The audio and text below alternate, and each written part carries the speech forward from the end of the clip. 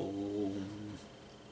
विश्वं दर्पणदृश्यमाननगरी तुल्यन्निजान्तर्गतं पश्यन्नात्मनि मायया बहिरिवोद्भूतं यथा निद्रया यः साक्षात् कुरुते प्रबोधसमये स्वात्मानमेवाद्वयं तस्मै श्रीगुरुमूर्तये नमः इदं श्रीदक्षिणामूर्तये बीजस्यान्तरिवाङ्कुरो जगदिदं प्राङ्निर्विकल्पं पुनः मायाकल्पितदेशकालकलना वैचित्रचित्रीकृतं मायावीव विजृम्भयत्यपि महायोगी वयस्वेच्छया तस्मै श्रीगुरुमूर्तये नमः इदं श्रीदक्षिणामूर्तये तस्मै श्रीगुरुमूर्तये नमः इदं श्रीदक्षिणामूर्तये ॐ सहना भवतु सहनौ भुनक्तु सह वीर्यङ्करवावहै तेजस्विनावधीतमस्तु मा विद्विषावहै ॐ शान्तिः शान्तिः शान्तिः सदाशिवसमारम्भां शङ्कराचार्यमध्यमाम् अस्मदाचार्यपर्यन्तां वन्दे गुरुपरम्पराम् ॐ पार्थाय प्रतिबोधितां भगवता नारायणेन स्वयं व्यासेन ग्रथितां पुराणमुनिना मध्ये महाभारतम् अद्वैतामृतवर्षिणीं भगवतीम् अष्टादशाध्यायिनीम् अम्ब त्वामनुसन्दधामि भगवद्गीते भवद्वेषिणी यं ब्रह्मा वरुणेन्द्ररुद्रमरुतः स्तुन्वन्ति दिव्यैस्तवैः वेदैः साङ्गपदक्रमोपनिषदैः गायन्ति यं सामगाः ध्यानावस्थिततद्गतेन मनसा पश्यन्ति यं योगिनः यस्यान्तं न विदुःसुरासुरगणाः देवाय तस्मै नमः देवाय तस्मै नमः એટલે આપણે આ 7મા અધ્યાયનો સાર જોઈ રહ્યા હતા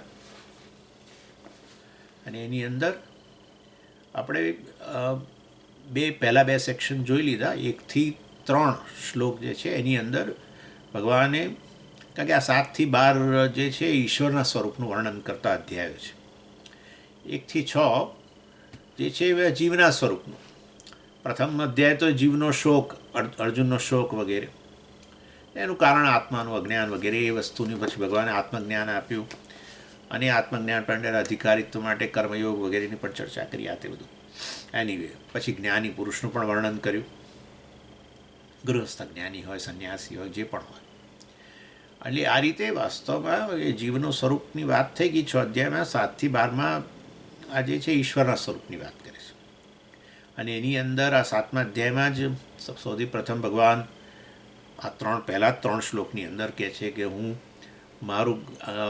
મારા સ્વરૂપનું જ્ઞાન તને આપીશ અશેષેણ અર્થાત સંપૂર્ણપણે હું તને જણાવીશ અર્થાત જે કાંઈ છે ઈશ્વર છે એ હવે તને હું સમજાવીશ એટલે એને જ્ઞાન અને વિજ્ઞાન કહ્યું અર્થાત આ જગતના નામરૂપ રૂપે અભિવ્યક્ત બનેલો છું તેઓ હું ચૈતન્ય સહિત તો જ ઈશ્વર કહીએ નહીં તો કે જળ જગત ઈશ્વર છે એમ કહીએ તો મતલબ ઈશ્વર જળ છે એવું થાય ચૈતન્ય તો અધિષ્ઠાન છે જ એટલે આ વિરાટ રૂપમાં રહેલો આ બધા જ નામરૂપ રૂપે રહેલો સમષ્ટિ રૂપે રહેલો જે હું છું જેને ભગવાને જેના માટે શબ્દ વાપર્યો અપરા પ્રકૃતિ પછી 4 થી 12 શ્લોકની વચ્ચે એ શબ્દ ઇન્ટ્રોડ્યુસ કર્યો અને સમજાવ્યું અપરા પ્રકૃતિ જેનો આપણે અનુભવ કરીએ છીએ એ પણ ઈશ્વર જ છે એમ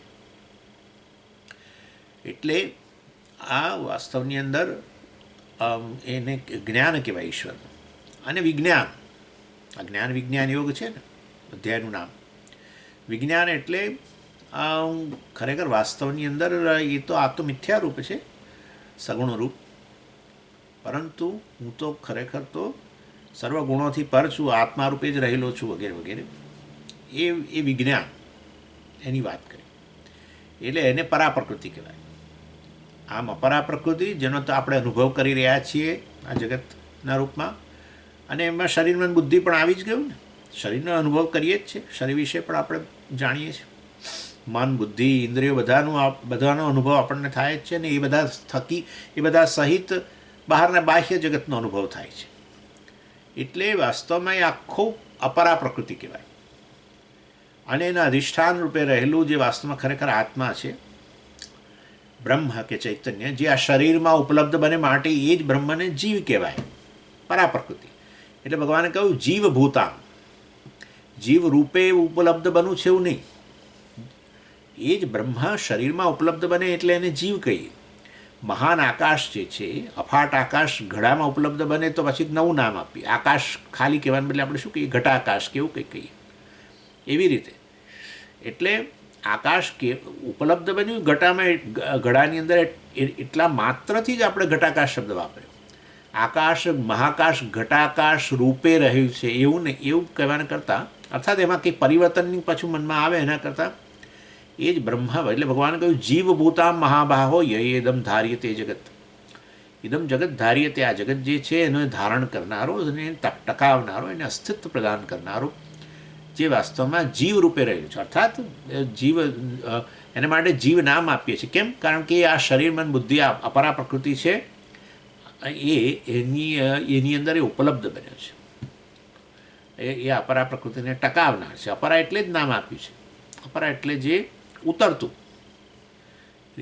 એટલે સમજી નિમ્ન કક્ષા એવું નહીં, મતલબ કે જેનું અસ્તિત્વ સ્વતંત્ર નથી. પરા પ્રકૃતિ એને અસ્તિત્વ પ્રદાન કરે, બ્રહ્મ ચૈતન્ય રૂપે.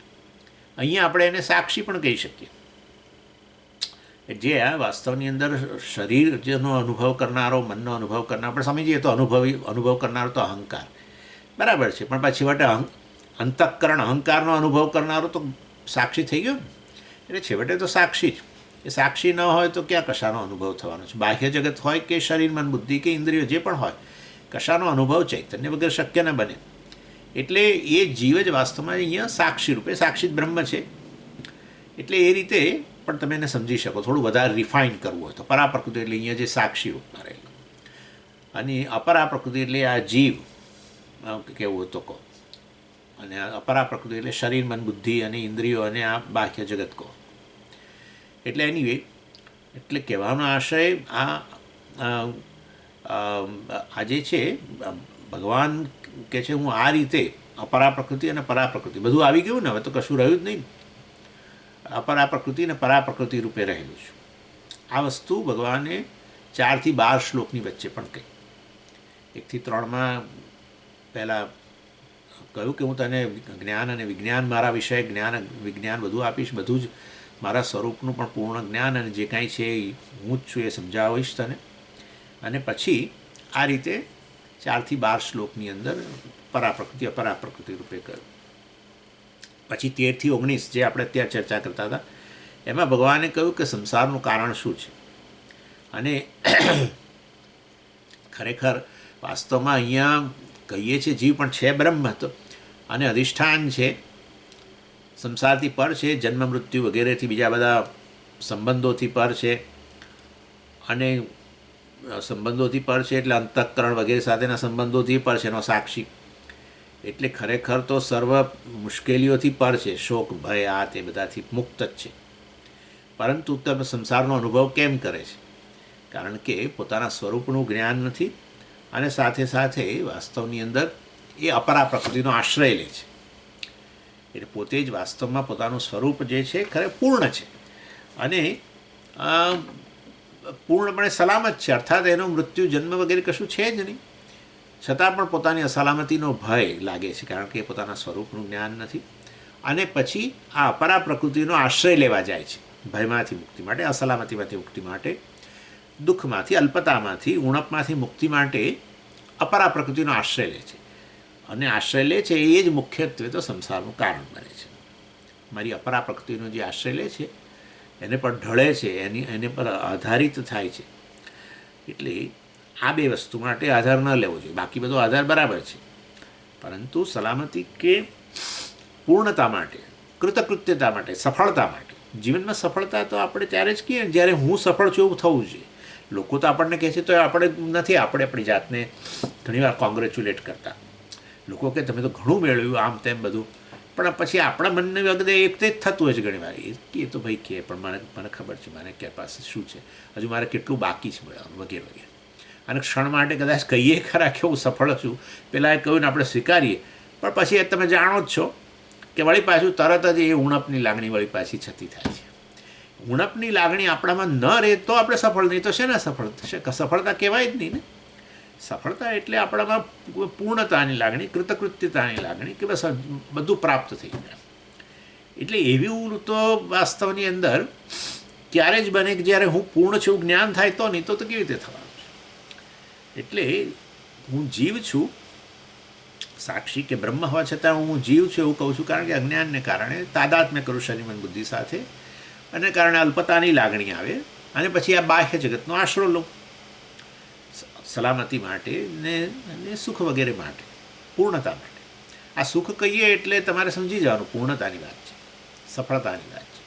સફળતા એ ભૌતિક સંદર્ભમાં આપણે સફળતા શબ્દ વાપરીએ, આપણા સંદર્ભમાં આપણે કૃતકૃત્યતા, પૂર્ણતા વગેરે કહીએ કે આનંદ કહીએ. એટલે આ રીતે 13-19 ભગવાન જે છે એ કારણ બતાવી રહ્યા છે કે શું કારણ છે કે આ સંસારનો અનુભવ કરે છે. પોતે બ્રહ્મ હોવા છતાંય કેવળ શરીરમાં ઉપલબ્ધ થવા માત્રથી એ આવો કેમ આવો થઈ જાય છે? એટલે પછી એ વસ્તુનું કારણ બતાવ્યું કે અજ્ઞાન છે, અને પછી બાહ્ય જગતનો એ આશરો લે છે. અને એ વસ્તુ ભગવાને 13મા શ્લોકમાં પહેલાં કહી દીધી. ત્રિભિર્ગુણમયૈર ભાવૈઃ એભિઃ સર્વમિદં જગત મોહિતમ ન અભિજાનાતિ મામેભ્યઃ પરમ અવ્યયમ. એભ્યઃ મામ પરમ અવ્યયમ ન અભિજાનાતિ. આ લોકો જાણતા નથી કે ખરેખર આ અપરા પ્રકૃતિ સાથે તાદાત્મ્ય, શરીરમાં બુદ્ધિ સાથે તાદાત્મ્ય, અને પછી આ બાહ્ય જગતને સાથે તાદાત્મ્ય, સુખ વગેરે માટે એના પર આધારિત એ વસ્તુ વાસ્તવમાં એ એટલા માટે લે છે કે એભ્યઃ પરમ અવ્યયમ, એનાથી ચડિયાતો એવો હું જે પરા પ્રકૃતિ રૂપે રહેલો છું, આત્મા રૂપે જ રહેલો છું, એ વસ્તુ ન જ અભિજાનાતી.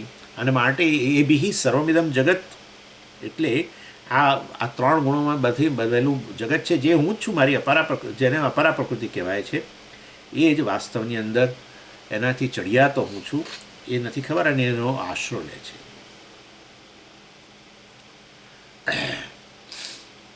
પછી આગળ 14મા શ્લોકમાં કહ્યું દૈવી હેષા ગુણમયી મમ માયા દુરત્યયા મામેવ એ પ્રપદ્યંતે માયામેતામ તરંતિ તે. જો આ 3 ગુણોમાંથી બનેલું જગત માયા, એ મારી અપરા પ્રકૃતિ, એનો આશરો લે છે, એને આધારિત થઈ જાય છે. હું એનાથી ચડિયાતો પરા પ્રકૃતિ નથી ખબર, અને કારણે એના જીવનમાં સંસાર, શોક વગેરે છે, ભય વગેરે છે. અને એ વાસ્તવમાં કેવી રીતે તરી જવું? તો પછી આ માયાને એટલે કે છે દૈવી હેષા ગુણમયી.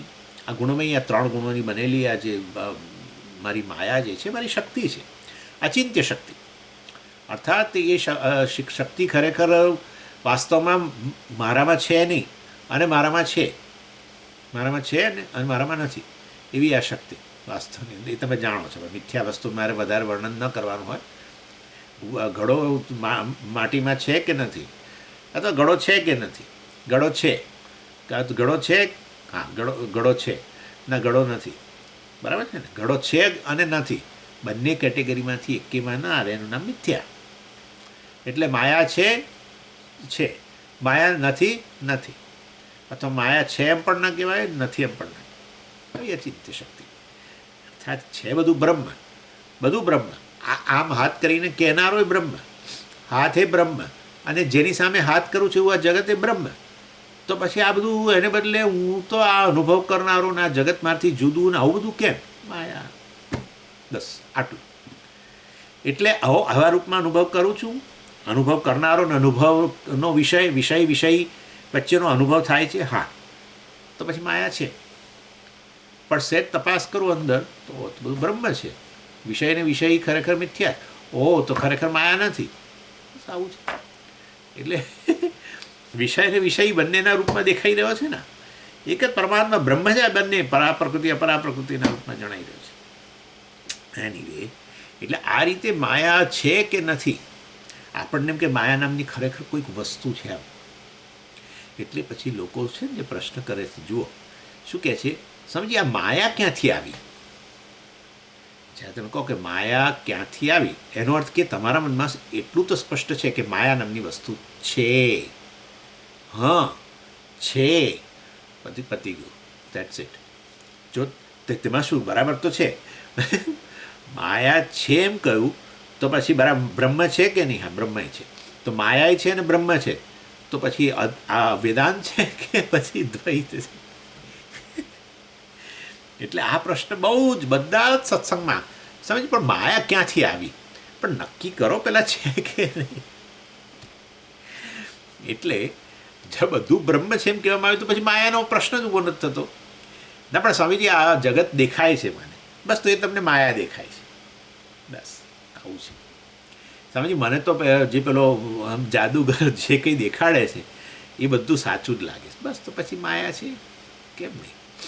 જે જાણે છે કે આ બધું ખરેખર એનો હાથ જ છે, બાકી બધો તો ખેલ છે, હાથનો ખેલ છે. જે ખેલને સાચો માને છે તો પછી કે ભાઈ માયા છે, જાદુ શક્તિ. અને કોઈ કહે કે ના ના આ બધું મિથ્યા છે, ખરેખર આના એક હાથ જ છે, બાકીનું કશું નથી સાચું, બસ તો પછી વાસ્તવ માયા નથી. એટલે સમજો, એટલે છે એમ પણ નથી કહેવાતું, નથી એમ પણ નથી કહેવાતું. સમજી ગયા? એટલે એ રીતે વાસ્તવની અંદર આપણે એને મિથ્યા કહીએ છીએ, એવી વસ્તુ છે. એટલે માયા ક્યાંથી આવી એ પ્રશ્ન જ અસ્થાને છે. ક્યાંથી આવી એટલે એનો અર્થ કે આપણે એને માની જ લીધું કે હવે ખરેખર આવી માયા નામની વસ્તુ છે જ, એ ખોટી વસ્તુ છે જ હોય તો પછી સત્ય થઈ ગયું. અને બ્રહ્મય છે એટલે બ્રહ્મય સત્ય થયું, એટલે પછી બ્રહ્મય સત્ય ને માયા સત્ય, એટલે પછી અને પછી કંઈક અમે તો અદ્વૈત વેદાંત ભણીએ છીએ, એટલે એ આખો ગડબડ થઈ. ચાલો, એની એટલે દૈવી હેષા ગુણમયી મમ માયા દુરત્યા મામેવ એ પ્રપદ્યંતે માયામેતામ તરંતી દે. ભગવાન કહે છે જે મારું શરણ લે છે એ મામેવ પ્રપદ્યંતે, મારું જ શરણ લે છે, પરાપ્રકૃતિનું જ શરણ લે છે, એ માયામેતામ તરંતી તે વાસ્તવમાં અપરા પ્રકૃતિની અસરમાંથી મુક્ત બની જાય છે. અપરા પ્રકૃતિ જે છે એ મારું સ્વરૂપ છે, પરંતુ એ તો કેવળ એક દેખાવ છે. બધો જે કંઈ છે વાસ્તવની અંદર મારી આ પરા પ્રકૃતિ છે. અને ભગવાન આગળ કહેવાના જ છે કે આ પરા પ્રકૃતિનો આશ્રય લેનારા જ ખરેખર તરી જાય છે વગેરે. અને આ રીતે અહીંયા ખરેખર ભક્તિ ઇન્ટ્રોડ્યુસ કરી, એ મામેવ પ્રપદ્યંતે, એ જે મારું શરણ લે છે, શરણાગતિ એટલે આપણે ભક્તિ તરત કહી દઈએ. એતામ માયામ તરંતી તે એતામ માયામ તરંતી, તેઓ જે મારું શરણ લે છે, જેઓ ભક્તિ કરે છે, એ મારી માયાને તરી જાય છે. અર્થાત આ પ્રકારનો ભ્રમમાંથી મુક્ત બની જાય છે કે હું તો એક જીવ છું, આવો છું, તેવો છું, આ જગત મારાથી ભિન્ન છે. જગત, અને તમે જ્યારે આપણે એક શરીરમાન બુદ્ધિ સાથે અપરા પ્રકૃતિ સાથે તાદાત્મ્ય કરી લઈએ ત્યારે પછી આપણામાં અલ્પતાનો ખ્યાલ આવે જ, કારણ કે આ તો અલ્પ જ છે ને, નેચરલી કાળમાંય અલ્પ છે વગેરે વગેરે. એટલે એ રીતે, અને જગત એની સામે ઘણું મોટું, બરાબર છે. જગતને જોતાં જ આપણને અલ્પતા નથી લાગતી, આપણે એ જ તો કહીએ છીએ. જગતનું આમ દર્શન કરતાં આપણને લાગે. આપણે ઘણીવાર છે ને પેલા પહાડ પર ચડીએ ને બધું પછી આમ જોઈએ ને બધું, આપણને થાય કે આ કેટલું વિશાળ જગત છે, અને એની સામે આપણે તો બિલકુલ ક્ષુલ્લક. ને આવું શરૂ તરત જ લોકો ફિલોસોફી શરૂ કરી દે, એની સામે હું તો બહુ જ ક્ષુલ્લક છું, એ બધું એકદમ. અને એમાં કંઈ ખોટું નથી, બિલકુલ સાચી વાત છે, પરંતુ કયા દૃષ્ટિબિંદુથી એ પ્રશ્ન છે. આ દૃષ્ટિબિંદુથી આગળ વધીને પછી બીજું દૃષ્ટિબિંદુ છે જેમાં તમે ને જગત વાસ્તવની અંદર એમાં કોઈ ભેદ જ નથી. આ ભેદનું નામ જ માયા છે ને, દ્વૈત બુદ્ધિનું નામ જ માયા છે. ચાલો, એની એટલે ભગવાને અહીંયા ભક્તિની વાત કરી. તો અત્યાર સુધી પહેલાં ભણાવ્યું એનું શું? અશોચાનંદ શોચસ્તમ પ્રજ્ઞાવાદ આવશે ભાષશે. ભગવાને પહેલાં તો કહ્યું કે આ મારું જે વિષય જ્ઞાન પ્રાપ્ત કરે છે એ ખરેખર તો મુક્ત. અને એમાં વળી ભગવાને તો ત્યાં બીજા અધ્યાયમાં તો કહ્યું કે તું તો ખરેખર આ જન્મ મૃત્યુથી પર છું ને, આ બધું ઈશ્વરની વાત જ ના કરી ખરેખર. હા, તું તો ખરેખર શું ભગવાને કહ્યું? નત્વે વાહમ જાતું નાસમ નત્વમ નેમે જનાધિપા. અરે તું અનાદિકાળથી છું જ ને, હજુ અનાદિ કાળ સુધી રહેવાનો જ છું. નચૈવ ને ભવિષ્યામહ, તારું મરણ થતું જ નથી ને તારો જન્મય નથી ને એમ કરીને ભગવાને. તો પછી હવે મારું જન્મ મરણ નથી તો પછી શોકે નથી ને કશું નથી, ભય નથી ને કંઈ નથી. અર્થાત જે વસ્તુ કાળમાં મર્યાદિત હોય એને દેશની મર્યાદા હોય. જે કાળમાં મર્યાદિત એ દેશમાં મર્યાદિત, જે દેશમાં મર્યાદિત એ કાળમાં મર્યાદિત. એટલે આપોઆપ જ દેશમાં મર્યાદિત અર્થાત અનંત છું. જો હું અનંત હોઉં તો પૂર્ણ છું, મતલબ કે પૂર્ણ હોઉં તો પછી સફળ છું, કૃતકૃત્ય છું. તો પછી વાસ્તવમાં આ બધું તો આ તમે તો ભક્તિની વાતો ક્યાંથી શરૂ કરી? જ્ઞાન જ જોઈએ ને મને મારા સ્વરૂપનું, બસ પતી ગયું. તો પછી તો બધી વાત ભગવાને ત્યાં આવી રીતે બીજા અધ્યાયમાં આત્મજ્ઞાનની વાત કરી, શોકમાંથી તરી જવા માટે. આત્મવિદ શોકમ તરતી નારદજી કહે છે, અરે સનતકુમાર, નારદજીએ જ કહ્યું, સોરી સનતકુમારને, મેં સાંભળ્યું છે કે આત્માને જાણનારો શોકને તરી જાય છે, સંસારને તરી જાય છે. અને અહીંયા ભગવાન કહે છે કે મારી માયાને તરી જવા માટે, સંસારમાંથી મુક્ત થવા માટે છેવટે મારું શરણ લે છે, ભક્તિનું શરણ લે છે. સમજો હું શું કહી રહ્યો છું? આગળ ભગવાને જ્ઞાનની વાત કરી, હવે અહીંયા કહે છે મારું શરણ લે છે, ભક્તિ કરે છે, એ તરી જાય છે. અને એ ચોથા અધ્યાયમાં ભગવાને કહ્યું, શ્રેયાન દ્રવ્યમયાદ યજ્ઞાત જ્ઞાને યજ્ઞ પરંતપ સર્વકર્મ કર્માખિલમ પાર્થ જ્ઞાને પરિસમાપ્યતે. બધા જ યજ્ઞની અંદર જ્ઞાન યજ્ઞ જ શ્રેષ્ઠ છે. બધા જ પ્રકારના યજ્ઞ એટલે કે સાધન જેના દ્વારા ઉન્નતિ કરીએ આપણે, એ બધા જ ઉન્નતિના સાધનોમાં, આધ્યાત્મિક સાધનોમાં જ્ઞાન યજ્ઞ શ્રેષ્ઠ. સર્વમ કર્મ અખિલમ પાર્થ, કોઈ પણ કર્મ, ભક્તિમાં કર્મ જ છે ને, બીજું શું છે ત્યારે? ઈશ્વર સાથેના જોડાણવાળું કર્મ, એને ભક્તિ કહેવાય. તો પછી વાસ્તવમાં આ બધું જ્ઞાનમાં એનો સમાવેશ થઈ જાય છે. મતલબ આ બધું છેવટે જ્ઞાનમાં પરિણમે છે, એવું કહ્યું ભગવાન. તો પછી આ ભક્તિ ક્યાંથી તમે લઈ આવે? ભગવાન પોતે જ જ્ઞાનની આટલી બધી મહત્તા ગઈ, જ્ઞાની સ્થિતપ્રજ્ઞની મહત્તા ગઈ, અને હવે આ ભક્તિની વાત કરવા માંડ્યા. એટલે આપણને આવો પ્રશ્ન ઊભો થાય. એટલે એના માટે અહીંયા ભક્તિ બતાવે છે ને, ભક્તિ સાધન બતાવ્યું સંસાર મુક્તિ માટે, અને આગળ કયું સાધન બતાવ્યું? જ્ઞાન મુક્તિનું સાધન બતાવ્યું સંસારમાંથી મુક્તિ માટે. એટલે આ રીતે વાસ્તવની અંદર આ પ્રશ્ન બહુ જ લોકો કરે છે. હમણાં જ કોઈકે પ્રશ્ન કર્યો, હમણાં જ આ ગઈને આપણો ઈસ્ટર કેમ્પ એની અંદર જ કર્યો કે સ્વામીજી આ બધું ભણીએ ને બધું બરાબર છે, પરંતુ આ બધું સમજણ ના પડતી હોય, કેવળ ભક્તિ કર્યા કરીએ, મતલબ જ્ઞાન ના પ્રાપ્ત કરીએ, જ્ઞાનયોગ નહીં, ભક્તિયોગ, ભક્તિ જ કર્યા કરીએ તો શું કે આ બધામાંથી આપણે મુક્ત ન થઈએ? આવો પ્રશ્ન થાય જ ને. અર્થાત ભક્તિ અને જ્ઞાન નામની જુદા જુદા માર્ગ રહેલા છે મોક્ષ માટે, સંસારમાંથી મુક્તિ માટે. એક માર્ગ છે ભક્તિ માર્ગ, બીજો માર્ગ છે જ્ઞાન માર્ગ. આવું આપણા મનની અંદર છે. એટલે હું આ પ્રશ્ન ઉઠાવીને તમને આ વસ્તુનું સમાધાન કરવા માગું છું કે એટલે કર્મ, કોઈ વળી કહે છે કર્મ, આવું કહેનારા છે ને. હા, બસ કર્મયોગ જીવનની અંદર, બસ આપણે આપણું કર્મ કરવું. સ્વામીજી આ બધી વાતો છોડી દેવી, આપણે આપણી ફરજ બજાવી, બસ જીવન. એટલે કર્મયોગ એટલે શું? જે આપણા જીવનમાં આપણા ભાગે જે કર્મ આવ્યું છે એને સારા વલણ, યોગ્ય વલણથી કરવું. અને કર્મયોગ કહો છો, ઈશ્વરને સમર્પિત ભાવના. ચાલો એ રીતે અમે અમારી ફરજ બજાવીએ, માતા પિતા પ્રત્યે હોય કે આપણા પતિ પત્ની બાળકો પ્રત્યે હોય કે આપણે જ્યાં ઓફિસમાં કામ કરતા હોઈએ, આ તે જે પણ પરિસ્થિતિમાં આપણે મુકાઈએ, ત્યાં એ પરિસ્થિતિને અનુરૂપ જે આપણે યોગ્ય પ્રતિભાવ આપવો જોઈએ, કોન્ટ્રીબ્યુટ કરવું જોઈએ, એ કરવું જોઈએ. અને વસ્તુ બિલકુલ સત્ય છે. આ વસ્તુની અપેક્ષા કેવળ પુખ્ત ઉંમરની વ્યક્તિ સાથે જ કરાય છે. આવી અપેક્ષા બાળક પાસે કોઈ અપેક્ષા નથી રાખતો. બાળક તો કેવળ કન્ઝ્યુમર કહેવાય. કોઈ પણ યોનિની અંદર બાલ્યાવસ્થા કેવળ આવી છે. તમે જુઓ, ગાયનું નાનું બચ્ચું હોય તો એની પાસે તમે દૂધની અપેક્ષા, એ કોન્ટ્રીબ્યુટ કરે, કંઈક ફાળો આપે, એવી અપેક્ષા ન રાખો. એ બચ્ચાને જન્મ આપે, હમણાં અમારી ગાયો વધે, એવી તમે અપેક્ષા ન રાખો. એ કે આપણે ઉપરથી એમ કે એ હજુ તો વાછરડું છે, એની કાળજી લેવાની જરૂર છે. એટલે એ કન્ઝ્યુમર બને, આપણે એની સેવા કરવી પડે. પણ પછી જ્યારે એ ગાય બને અને જો દૂધ ના આપે તો કસાઈ વાડે મોકલીએ. સમજ્યા? પુખ્ત ઉંમર. આ બીજું જુઓ, આપણે પેલો આંબાનું વૃક્ષ છે, એ જ્યારે નાનું હોય એકદમ, હે ને, છોડ, તો કોઈ આપણી અપેક્ષા નથી. પાંદડા, ડાળીઓ, લાકડું, પછી કેરીઓ, કશાની અપેક્ષા નથી. ઉપરથી આપણે એની કાળજી લઈએ, એની આસપાસ પેલી વાડ કરીએ, એને પાણી આપીએ, ખાતર આપીએ, બધું. કોઈ પણ જીવની બાલ્યાવસ્થા જે છે એ તો કેવળ કન્ઝ્યુમર છે, ભોગવવું, મતલબ કે આ પોતે ભોગવવું, પોતે કંઈ ફાળો આપવો એવું નહીં. પરંતુ એ પુખ્ત ઉંમરનું બને પછી બધી અપેક્ષા છે. કોઈ પુખ્ત ઉંમરની વ્યક્તિ કોઈ ફેમિલીની અંદર, કુટુંબની અંદર કોઈ પુખ્ત ઉંમરની વ્યક્તિ ખાલી બેસી રહેતી હોય, સવાર સાંજ બસ ખાય અને બેસી રહે, તો આખી સમાજ ટીકા કરે.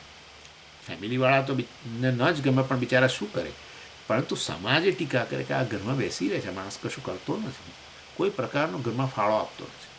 ઘણીવાર તો કામે ના કરે, બીજું ચાલો કમાવા ન જાય તો બરાબર છે, પણ ઘરની અંદર કોઈ મદદરૂપ ના થાય.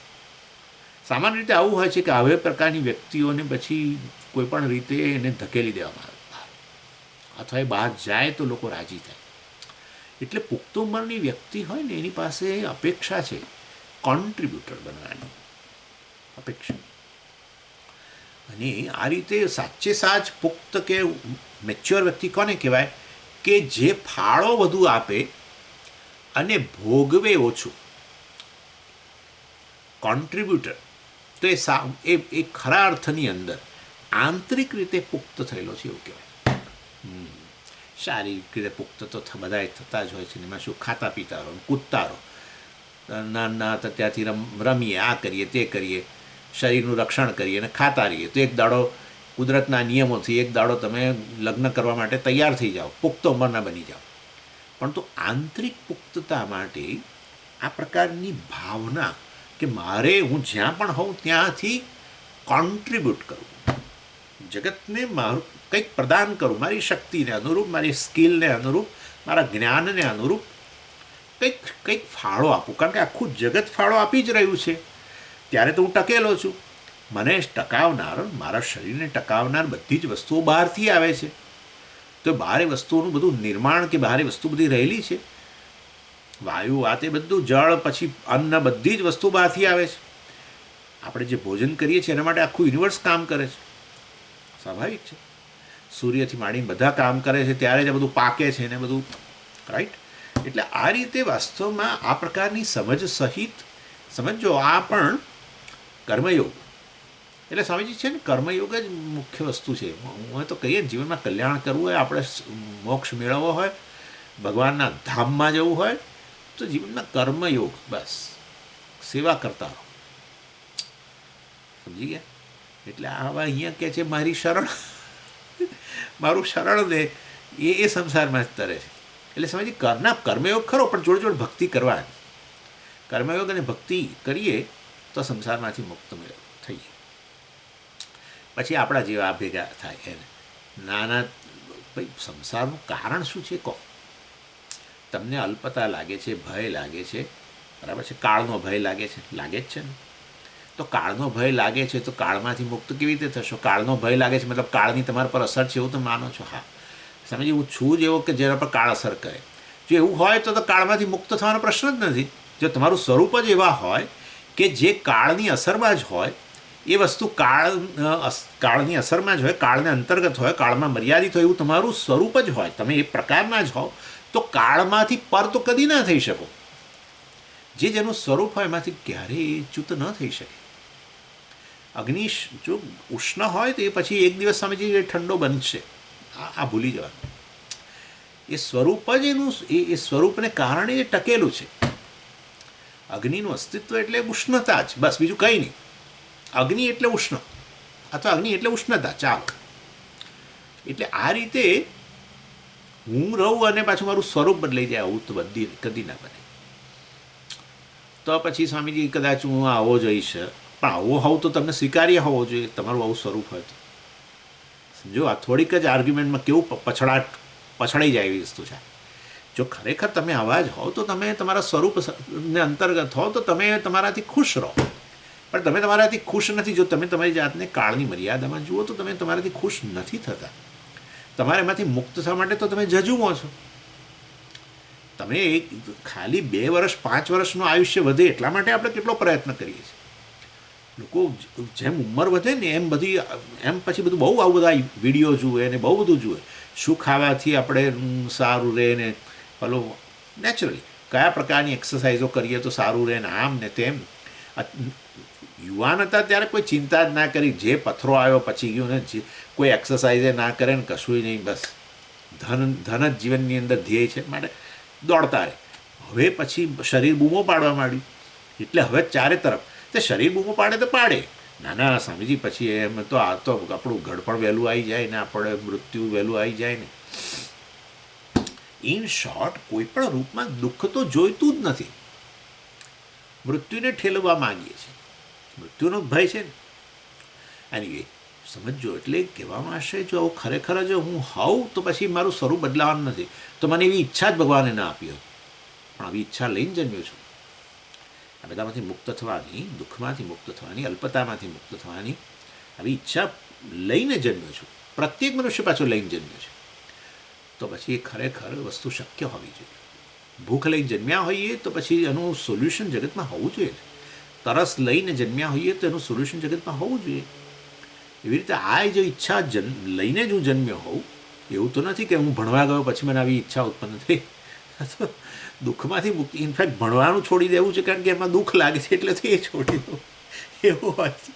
દુઃખમાંથી મુક્તિ એ તો વાસ્તવની પેલા બાળકને તમે જોજો, એ પહેલી વાર બાલ મંદિરમાં મૂકવા, બાલ મંદિર કહું છું એટલે કેજી સિનિયર એ જમાના બાલ મંદિર, એટલે કેજી સિનિયર કેજીમાં જવા એ ઓહો ભેંકડો બોલતો, એટલે ક્યાંય કષ્ટ પડે એ આપણે જોઈએ. એની એટલે કષ્ટમાંથી મુક્તિ, દુઃખમાંથી મુક્તિની સ્વાભાવિક ઈચ્છા હોય તો એનું સોલ્યુશન હોવું જોઈએ. એટલે સ્વાભાવિક ઈચ્છા એ જ બતાવે છે કે મારો સ્વભાવ જ હશે. હા, જો પાણીને આવી ઈચ્છા હોય કે હું ઠંડુ બની જવું, બસ હવે આ પેલા ભાઈએ ગેસ બંધ કર્યો છે, હવે આ ઉષ્ણતાને દૂર જ કરું, તરત જ 5 મિનિટ પછી તમે એનું ટેમ્પરેચર માપો તો ઓછું થઈ ગયું, વળી 5 મિનિટ પછી જુઓ તો ઓછું થયું, વળી 5 મિનિટ. ચામાં તમે આવું જ થાય છે ને, ચા ગમે એવી આપણે બધાને એવી હોય ઈચ્છા હોય, ચા ફળફળતી પીએ, એકદમ આમ ઉકળતી ચા પીએ લોકો, આમ ઉતરત ગાળી તરત પીએ. અને સહેજ તમે જો પેલા લાંબા પેલી પ્લેટ જેવા કંઈ કાઢી હોય રકાબી મતલબ જેવું, તો તમે જુઓ તો જો ઠંડી પડે.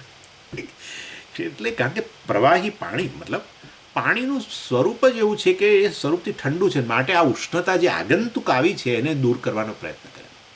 એવી રીતે આપણે જાણે કે આ દુઃખ આવ્યું છે એને દૂર કરવાનો પ્રયત્ન કરીએ છીએ, તો એ દુઃખ આગંતુક હોવું જોઈએ, મારું સ્વરૂપ ન હોવું જોઈએ. અને જ્યારે સુખ પ્રાપ્ત થાય છે ત્યારે હું મારી જાત સાથે રહું છું, વગેરે વગેરે. માટે ખરેખર સુખ મારું સ્વરૂપ છે. સંસારમાંથી મુક્તિ મેળવવાની વસ્તુ નથી, સંસારમાંથી મુક્ત છું એવું જાણવાનું છે, દુઃખમાંથી મુક્ત છું એવું જાણવાનું. એટલે પછી આપણે કહીએ કે ભાઈ હવે જ્ઞાનનો સમાવેશ કરો, સંસાર મુક્તિ નથી. હા ચાલો ત્યારે તમારો અમારું કર્મયોગ પેલા ભાઈનો ભક્તિયોગ, અથવા મારો ભક્તિયોગ પેલા ભાઈનો કર્મયોગ, અને તમારો હવે આ જ્ઞાનયોગ, બધાનું મિશ્રણ. કર્મયોગ ત્યાં તો ચોથા ઘંટડી વગાડતા આવ્યા, આસનો કરતાં કરતાં જ તમારી જોડે આવ્યા, હું હા કરતાં કરતાં આવ્યા. એટલે તમને થયું કે કોણ છે? એટલે એણે કહ્યું કે હું તો રાજયોગી છું. આવી ગયા. રાજયોગ એટલે ખબર છે ને, પતંજલ અષ્ટાંગ યોગ. યમ નિયમ આસન પ્રાણાયામ પ્રત્યાહાર ધારણા ધ્યાન સમાધિ એમ કરીને શરૂ કર્યું, અને 2-4 યોગ સૂત્રો બોલી ગયા. રાજયોગ જુઓ, નિર્વિકલ્પ સમાધિ, જેમાં હું પૂર્ણ છું એવો પ્રકારનો અનુભવ, કોઈ વિકલ્પો નહીં, દ્વૈત નહીં, હું જ અદ્વૈત સ્વરૂપ. સમાધિ જીવન ધ્યેય છે. સારું, ચાલો તમારો સમાવેશ કરી. ખીચડો, આનું નામ ખીચડો, ખીચડો ખીચડી જે કહે. એટલે હા, ત્યાં પાછા 5માં કોઈ આવ્યા. જો વાસ્તવની અંદર આ બધામાંથી એકેની જરૂર નથી. તમને આ પ્રકારના તમારા જીવનમાં વિકાસ, તમારું ઊર્ધ્વગમન કરવાની, તમારી જાતને ઉપર ઉઠાવવાની શક્તિ તમને આપવામાં જ આવેલી છે. અને એ શક્તિ જે છે એ તમારા પીઠની અંદર નીચેના સ્થાનની અંદર મૂલાધાર ચક્રમાં રહેલી છે. મૂલાધાર, એ મૂલાધારની અંદર એ શક્તિ, એક પેલો સર્પ હોય, એ સર્પ જેમ પેલો ગૂંચળા કરીને બેઠેલો હોય, અને જેમ એની શક્તિઓ એ વખતે સુપ્ત હોય છે, અને એ જ્યારે ગૂંચળામાંથી છોડીને જ્યારે લાંબો થઈ જાય ત્યારે એની શક્તિઓ બધી અભિવ્યક્ત થાય છે, ફૂફાડા મારવાથી માંડીને બધું, ડંસવાથી માંડીને બધું. એવી જ રીતે તમારી શક્તિ આ જે છે ઉર્ધ્વગમનની શક્તિ, તમારી જાતને ઉપર ઉઠાવવાની શક્તિ, તમારી આધ્યાત્મિક શક્તિ આ જે છે ત્યાં જ ગૂંચળવાળી રહેલી છે, એ મૂલાધારની અંદર. એને જાગૃત કરો. જેમ પેલા ગૂંચળાવાળીને રહેલો સર્પ છે એને જાગૃત કરો છો, એવી રીતે ગૂંચળું વાળીને રહેલો સર્પને કુંડળના રૂપમાં આવ્યો છે એમ કહેવાય. એવી આ શક્તિ તમારી પડેલી છે, એને કુંડલીની કહેવાય. અને એને જાગૃત કરો. કેવી રીતે કરીએ? અમે તમને રસ્તો બતાવીએ. આવો અમારી પાસે, અમારી સંસ્થામાં આવો. પ્રાણાયામ તમે જાતે પ્રાણાયામ કરશો તમારું છટકી જશે, કારણ કે પ્રાણને મનને સંબંધ છે.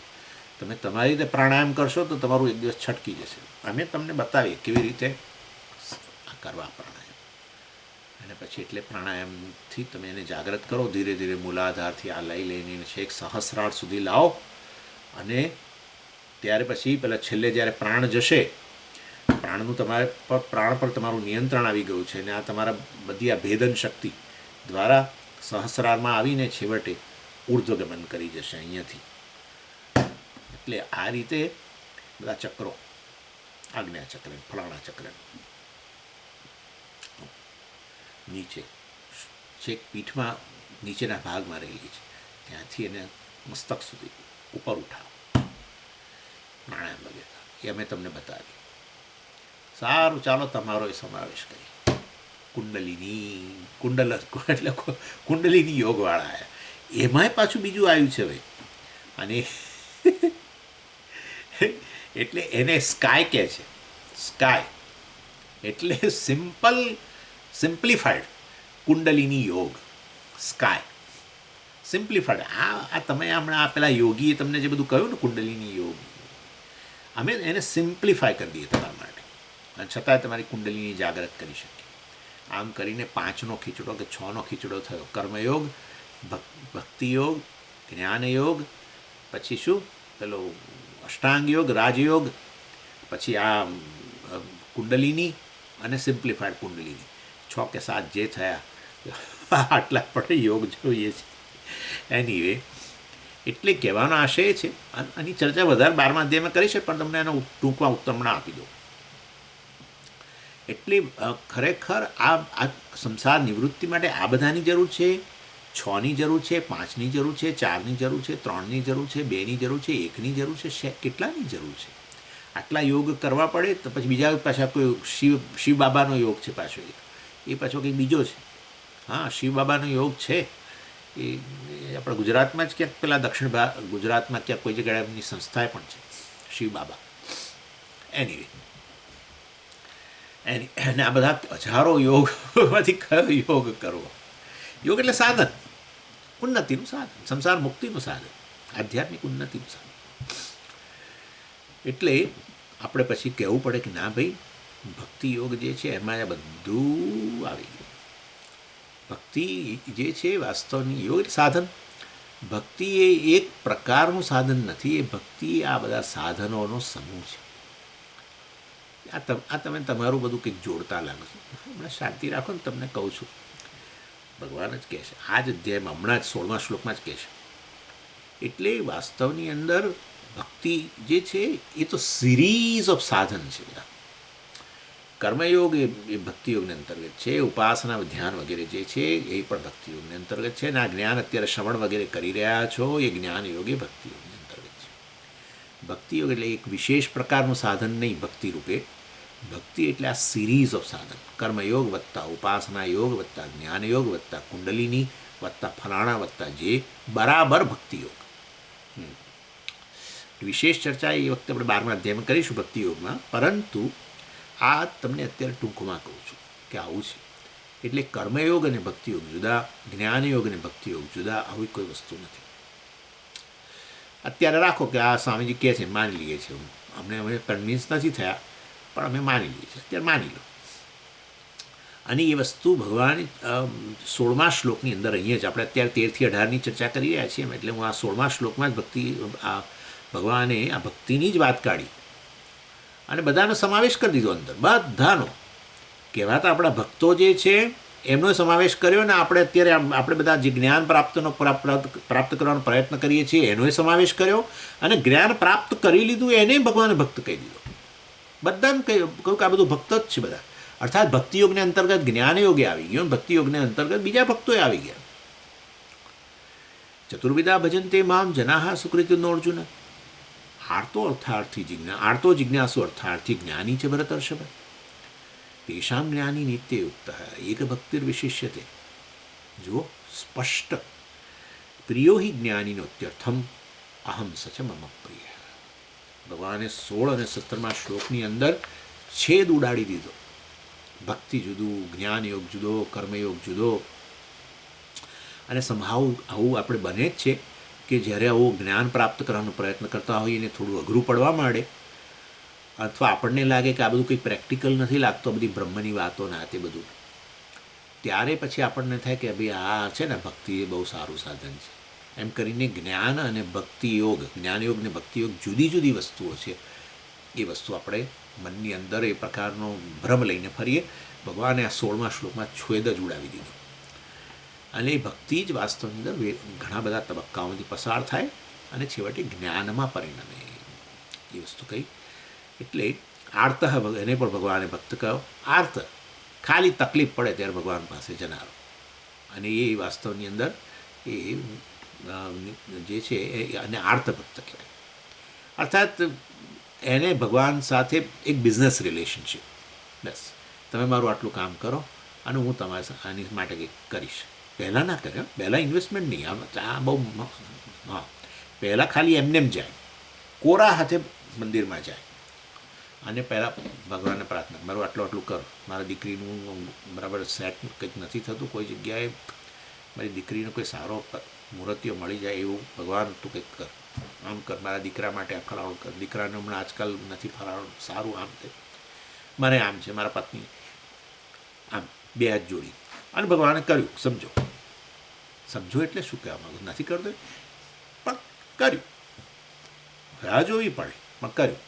પછી આપણે ખાલી હાથે ન જઈએ, કારણ કે એણે કર્યું એટલે તો પછી મારે કંઈક કરવું પડે ને એમ. એટલે પછી આપણે નાળિયેરને આને તેને પેડાનું એક પેકેટને સાકરિયાને એકાદ હાર લઈને જઈએ.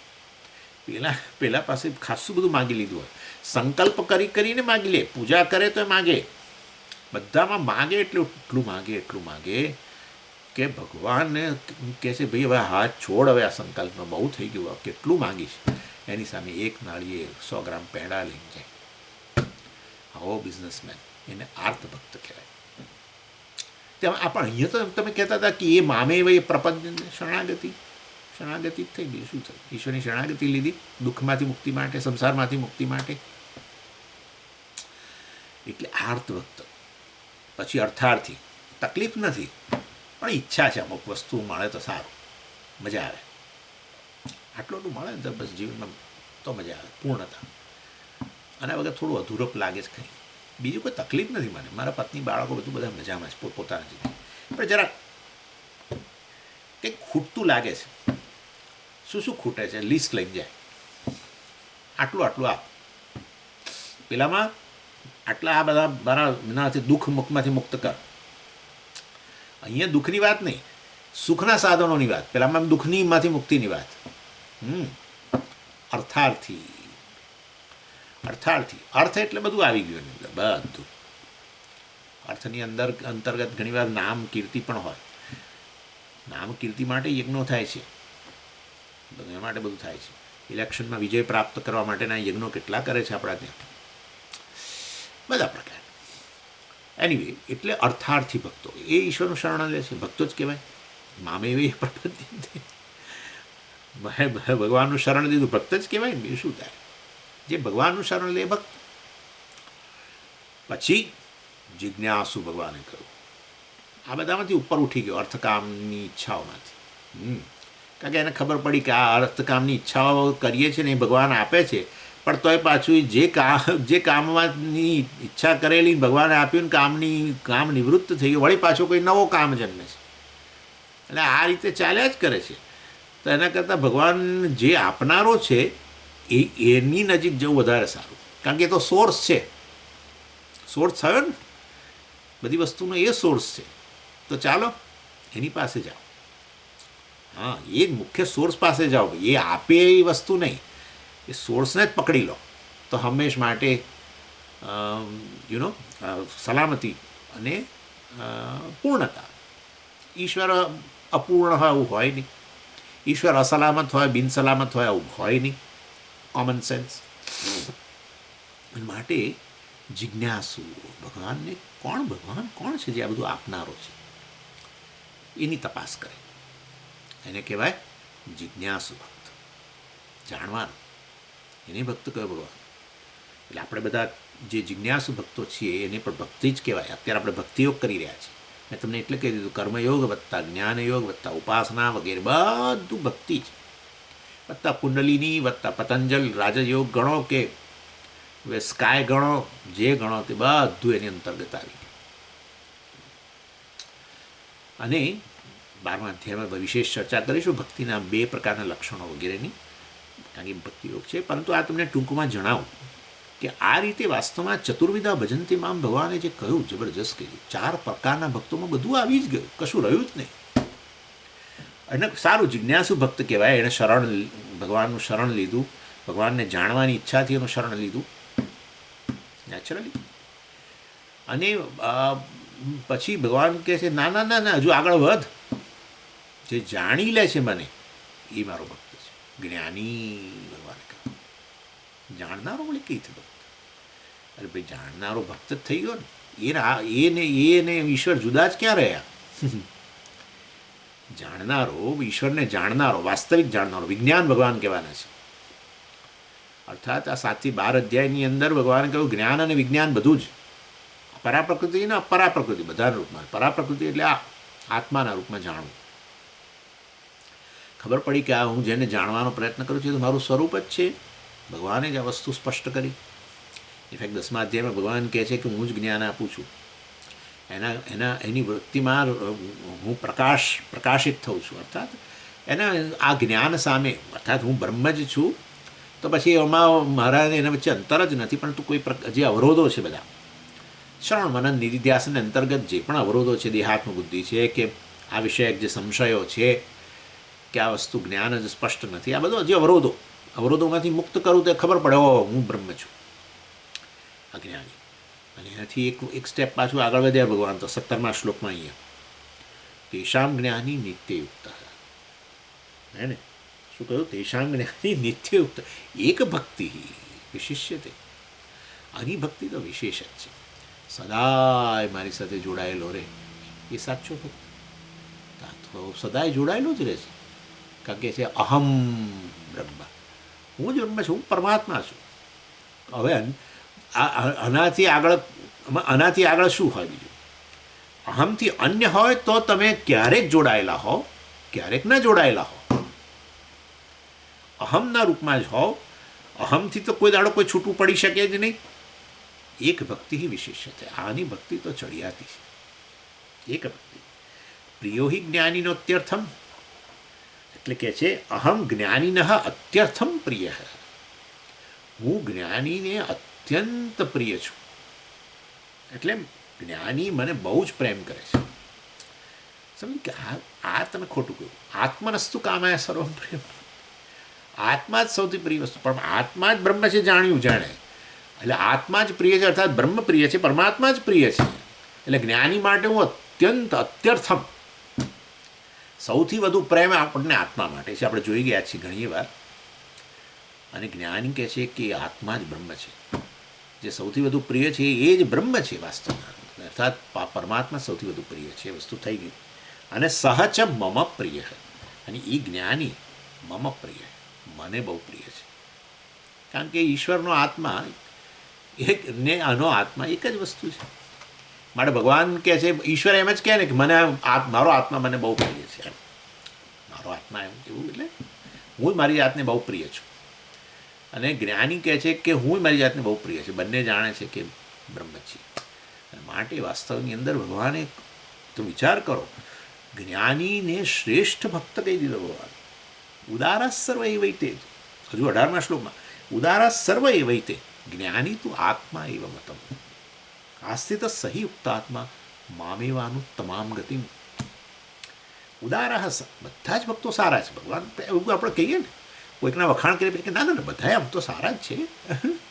સર્વ એવ એ તે ઉદારા બધા જ સરસ છે. આ બધા મતલબ અર્થાર્થી જિજ્ઞાસુ એ બધા સારા જ છે, કારણ કે એ લોકોએ શરણ લીધું છે ઈશ્વરનું.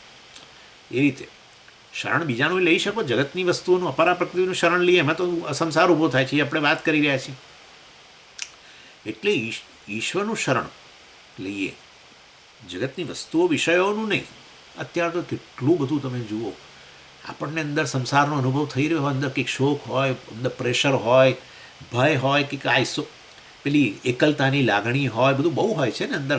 અંદર ખતબત થતું હોય છે. ઘણી વાર માતાઓ કશું કામ બનાવતી હોય ને, દાળ કે આમ ખતબત થતું હોય અંદર, એવું અંદર અહીંયા ખતબત ચાલે છે. એ ખતબતમાંથી મુક્તિ માટે આ દુનિયામાં કેટલા રસ્તા છે. તમારે ખાલી આમ ઘરની બહાર નીકળો. હવે તો ઘરની બહારની એ જરૂર નથી, સામે મોબાઈલ રાખો અને ખાલી શરૂ કરો આમાં, અને તમે જુઓ કે તમારો શોક ને બધું એકલતા ક્યાંય ભૂલી ગયા તમે. હા, એટલે કહેવાનો આશય છે બધાનો કશાનો આશરો લીધા વગર ભગવાનનો આશરો લેનારા બધા ઉદારા, બધા સરસ ચડિયાતા છે ભક્તો. જ્ઞાની તો આત્મા એવો મતલબ, જ્ઞાની તો મારો આત્મા છે. આત્મા સૌથી પ્રિય છે, માટે જ્ઞાની પ્રિય છે. આસ્થિત સહી યુક્તાત્મા, કારણ કે એનું મન સદાય મારામાં સ્થિત થઈ ગયું છે, સર્વદા સ્થિત થઈ ગયું છે. તો સહી યુક્તાત્મા, યુક્ત આત્મા એટલે આ રીતે એનું મન મારામાં સ્થિત થઈ ગયું છે. મામેવાનો તમામ ગતિમાં આસ્થિત, અને એ રીતે વાસ્તવની અંદર મામેવ અનુત્તમામ ગતિ, જે હું આ જીવનનું પરમ ધ્યેય છે. અનુત્તમામ એટલે જેનાથી ઉત્તમ કશું નથી એવી ગતિ, એવું ધ્યેય અર્થાત પૂર્ણતા કે મોક્ષ, એમાં આસ્થિત, એમાં સ્થિત થઈ ગયો છે. આ રીતે ભગવાને 18મા અધ્યાયમાં પણ એ જ્ઞાનીની ચર્ચા કરી. એટલે હવે કર્મયોગ સારો ને જ્ઞાનયોગ ઉતરતો, ભક્તિયોગ અમારો વધારે સારો ને તમારો જ્ઞાનયોગ ઉતરતો છે. તમારો જ્ઞાનયોગ એ તો પેલું પેલું શુષ્ક છે ને, અમારો ભક્તિયોગ રસથી તરબોળ છે. કારણ કે ભક્તિયોગની અંદર ભીનાશ રહેલી છે, ખૂબ રડવાનું હોય એટલે ભીનાશ છે એની અંદર. જ્યારે તમારો જ્ઞાનયોગ તો શુષ્ક, હું બ્રહ્મ છું, હું પરમાત્મા છું એમ કહીને તમારા આંખમાં એક આટલું આંસુ તો આવતું નથી. માટે તમે બધા શુષ્ક છો, અમે બધા ખૂબ ભીના રસવાળા છીએ. આ રીતે હાવ મામીવત આ બધા શ્લોકો, આ બધું જે બોલી રહ્યા છે ભક્તિયોગ ચડિયાતો, ફલાણો ચડિયાતો, એ બધા લોકોએ આ શ્લોકો જોયા છે કે નહીં, અને જોયા હોય તો એને કઈ રીતે એનું ઇન્ટરપ્રિટેશન કર્યું છે ભગવાનને ખબર. ચાલો, અને એ રીતે વાસ્તવમાં ભગવાને અહીંયા આ જે સંસાર અર્થાત અસલામતીની લાગણી, એકલતાની લાગણી, ભય, આ તે બધું જે છે એમાંથી મુક્તિ માટે ભગવાને કહ્યું કે મારું જ્ઞાન પ્રાપ્ત કરો, પરાપ્રકૃતિનું જ્ઞાન પ્રાપ્ત કરો, એ કહ્યું. પણ પછી ધીમે રહીને ભગવાને 19મા શ્લોકમાં એક બીજી વાત કરી ને થોડાક આપણને આપણામાં જે પેલું અધીરાઈ આવી જાય એને ભગવાને જરાક શાંત કરી. કહ્યું ભગવાને શું કે આ લોંગ ટર્મ પ્રોસેસ છે. બહુનામ જન્મનામંતે જ્ઞાનવાન મામ પ્રપદ્યતે વાસુદેવ સર્વમિતિ સમહાત્મા દુર્લભ. એટલે ભગવાને કહ્યું કે ભાઈ લોંગ ટર્મ જર્ની છે. કર્મયોગથી શરૂઆત કર, વાંધો નહીં, એ કર્મથી જોડાણ કર મારી સાથે, કર્મ દ્વારા મારી સાથે જોડા, તારા કર્મને સમર્પણ કર વગેરે વગેરે, ત્યાંથી શરૂઆત કર, વાંધો નહીં, એ ભક્તિ જ છે. અને તારા મનને થોડું સ્થિર કર જેથી આ જ્ઞાન પ્રાપ્ત કરી શકું. મન તારું ભટકે છે ચારે બાજુ, ઉપાસના વગેરે એ પણ ભક્તિને અંતર્ગત છે, કારણ કે એમાં ઈશ્વર સાથે જોડાયેલો છું. કર્મયોગમાં તું ઈશ્વર સાથે જોડાયેલો છું, અને પછી જ્ઞાનમાં તો તું જોડાયેલો જ છું. આત્માને જ તું બ્રહ્મના રૂપમાં જાણવાનો પ્રયત્ન કર્યો છું શ્રવણ મનન નિધ્યાસનમાં, એ ભક્તિ છે. એટલે આ બધું લોંગ ટર્મ પ્રોસેસ છે. આ કુંડલીની યોગ બધું પણ સ્વામીજી સમાવેશ તો કરો, ભક્તિમાં કરી દેવો જોઈએ. પરંતુ હું એટલા માટે નથી કરતો કે શંકરાચાર્યજીએ કે ખુદ ભગવાને ક્યાંય સમ ખાવા માટે પણ કુંડલીની શબ્દ વાપર્યો નથી. આખું લિટરેચર શંકરાચાર્યજીનું જોઈ લો, એ બતાવે છે. નહીં તો શું થાય, ઘણીવાર એ વસ્તુ એટલી બધી પાવરફુલ હોય તો પછી કાં તો એમાં દોષ બતાવીને એમાંથી નિવૃત્ત કરવા પડે વગેરે. આચાર્યએ એ વસ્તુને ચર્ચાની એરડ પર લાવવા જેટલી એને મહત્ત્વ ના આપ્યું. સમજો હું શું કહી રહ્યો હતો. ક્યાંય પણ નહીં, ક્યાંય નહીં, કોઈ પણ ઉપનિષદના ભાષ્યમાં, બ્રહ્મસૂત્ર ભાષ્યમાં કોઈ જગ્યાએ કુંડલિનીનો ઉલ્લેખ નથી. કોઈ જગ્યાએ યોગનો, અષ્ટાંગ યોગ વગેરેનો ઉલ્લેખ છે, પણ તે નિષેધ માટે બ્રહ્મસૂત્રની અંદર આપણે વસ્તુ જ્યારે પહેલા અધ્યાયના અંતે મને લાગે છે એક સૂત્ર હતું. સાંખ્યોની જ્યારે નિરાકરણ કર્યું ત્યારે સાંખ્યોના જ ભાઈઓ આ યોગવાળા એનું નિરાકરણ કરવા માટે એક સૂત્ર વાપર્યું હતું કે જે સાંખ્ય માટે અમે આર્ગ્યુમેન્ટ કરે એ બધી વસ્તુ યોગવાળા માટે પણ લાગુ પડે છે એમ કરીને કહ્યું. તો મને એ સૂત્ર અત્યારે યાદ નથી આવતું, પણ એ છેલ્લું સૂત્ર હતું પહેલા અધ્યાયને અંતે કેવું. એટલે ક્યાંય નહીં. અને આ નિર્વિકલ્પ સમાધિ વગેરે શબ્દ આવે છે જરૂર, પરંતુ એ સમાધિનો અર્થ પણ મેં તમને સમજાવે છે. નિર્વિકલ્પ સમાધિ એટલે શું એ બધું મેં તમને ઘણીવાર સમજાવી દીધું છે કે સમાધિ એ કોઈ વિશેષ સ્થિતિ નથી. નિધિધ્યાસનને અંતે જ એ આપણે દૃગ્દૃશ્ય વિવેકમાં ચર્ચા કરી ગયા ઇનફેક્ટ, કેટલા પ્રકારની સમાધિ ને એવું બધું વાત. અને ત્યારે એ સમાધિ શબ્દનો આપણે સ્વીકાર કરીએ છીએ, પરંતુ એનો અર્થ આ રીતે છે કે નિધિધ્યાસનમાં જ તમારું મન આ રીતે પૂરેપૂરું આત્મકેન્દ્રી બની જતું હોય છે. જે વસ્તુને તમે ધ્યાન પરોવો જેની અંદર, એ વસ્તુમાં તમારું મન લય પામી જતું હોય છે, અને એને જ તો સમાધિ કહીએ છીએ. ચાલો, પણ એની એટલે આ રીતે કહેવાનો આશય છે કે કુંડલિની યોગ વગેરેની એ તો ચર્ચાના એરણ પર લાવવા જેટલું મહત્ત્વ જો આચાર્યએ ના આપ્યું હોય તો આપણે પછી બહુ એમાં પડવાની જરૂર નથી. અને બાકીનું આ બધું છે કર્મયોગને એટલી બધી ચર્ચા ઘણી છે. ઉપાસનાની ચર્ચા 12મા અધ્યાયમાં આવવાની છે, ને અત્યારે બધા અહીંયા વિભૂતિઓનું વર્ણન કરે છે. એ પણ વિભૂતિઓમાં ભગવાનનું એ વિભૂતિઓના રૂપમાં એનું ધ્યાન કરવાની વાત કરે છે ભગવાન. એટલે એ જ બરાબર છે. એટલે ઉપાસના યોગ પણ બરાબર છે, અને જ્ઞાનની તો ચર્ચા ઘણી છે જ છે. એટલે એ ત્રણનો અત્યારે આપણે ભક્તિને અંતર્ગત સમાવેશ કરીએ છીએ, કારણ કે દરેકમાં ઈશ્વર સાથે જોડાણ છે. માટે ઈશ્વર સાથેનું જોડાણો જ્યાં રહેલું એ સાધનને આપણે ભક્તિ કહીએ છીએ. એ રીતે ભક્તિનો વિશેષ અર્થ છે. એમાં કર્મયોગની, ભક્તિયોગની, જ્ઞાનયોગની બધી જુદી જુદી વસ્તુઓ છે, સ્વતંત્ર છે એકબીજાથી. એને દરેક દ્વારા છેવટે ઈશ્વરને પ્રાપ્ત કરી શકાય, સંસારમાંથી મુક્ત થઈ શકાય એ વસ્તુ યોગ્ય નથી. અને એ રીતે, અને પછી છેલ્લે ભગવાને આ રીતે કહ્યું 19મા શ્લોકની અંદર, બહુનામ જન્મનાવાન તે જ્ઞાનવાન મામ પ્રપદ્યતે. જે જ્ઞાન ધરાવે છે, જુઓ, જ્ઞાનવાન મામ પ્રપદ્યતે, અનેક જન્મોને અંતે આ જ્ઞાન ધરાવનારું, મારા વિષયક, હું બ્રહ્મ છું, આત્માને જ બ્રહ્મ કહેનારો જે છે, મામ પ્રપદ્યતે, અને મારું શરણ લે છે, અર્થાત છેવટે મને પ્રાપ્ત કરે છે. વાસુદેવ સર્વમિતિ, સર્વમ વાસુદેવ. આ જે કાંઈ છે અહીંયા, હું અને આ જગત જે કાંઈ છે, કેવળ વાસુદેવ જ છે, બ્રહ્મ છે, એવું જાણનારો સમહાત્મા ભગવાન કહે છે. આવો મહાત્મા સુદુર્લભ, અત્યંત દુર્લભ છે.